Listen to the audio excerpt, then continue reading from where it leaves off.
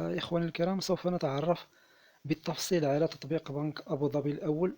بعدما قمنا بتحميل هذا التطبيق سنتعرف عليه في هذا الفيديو الجديد. هذا هو تطبيق بنك أبوظبي الأول. سأقوم بتغيير اللغة من اللغة الإنجليزية إلى اللغة العربية لكي يفهم الجميع.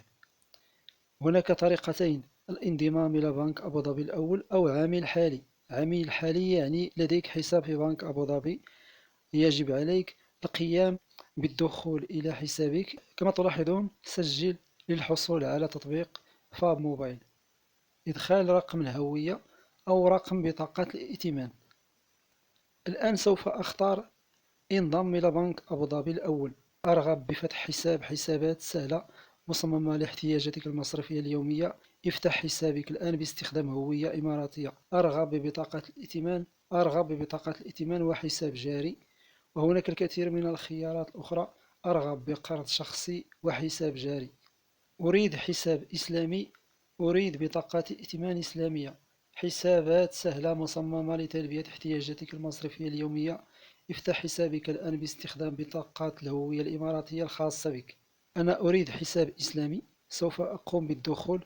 لكي تفتح حساب من الهاتف تحتاج إلى هذه الخطوات. تأكد أنك في غرفة بإضاءة جيدة لالتقاط مقطع فيديو سيلفي لمسح الوجه بنجاح. تأكد أن يكون لديك الأيبان أو رقم الحساب أو ما يسمى بالريب لتحويل الراتب في الإمارات جاهز.